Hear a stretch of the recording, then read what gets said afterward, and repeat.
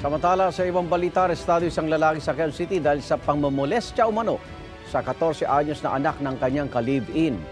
Tinanggi ng akusado ang alegasyon. May unang balita si James Agustin. Sa bahaging ito ng Del Monte Avenue sa Quezon City, sinilbi ng pulisya ang arrest warrant sa 43 anyos sa lalaki para sa kasong acts of lasciviousness.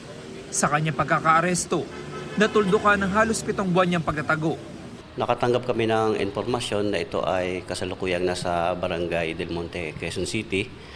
At ito ay pinuntahan agad ng ating operatiba at doon na iserve ang warrant of arrest. Ito ay kasalukuyan ding ilang buwan ding nagtago. Pabalik-balik siya sa Muñoz at saka sa Barangay Del Monte.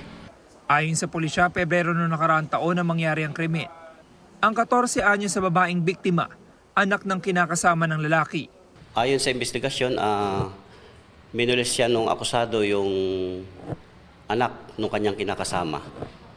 At ito ay nagsumbong sa kanyang ina na kung saan ay doon na isampa yung kaso. Ikatlo sa most wanted persons list ng Galas Police Station ng lalaki. Base sa record, dati na siyang naaresto dahil sa pagnanakaw at pagsusugat. Itinanggi ng lalaki ang mga aligasyong pangmomolestya. Hindi po to yun kasi magkakatabi po kami naman natutulog na mga yan eh. Magkakatabi talaga kami. Paano masasabi? May anak din po ako, 5. May anak po ako, 3 babae. Sa una kong asawa. Nakapag-return of warrant na ang pulisya. Hinihintay na lang commitment order mula sa korte. Ito ang unang balita. James Agustin para sa GMA Integrated News. Gusto mo bang mauna sa mga balita?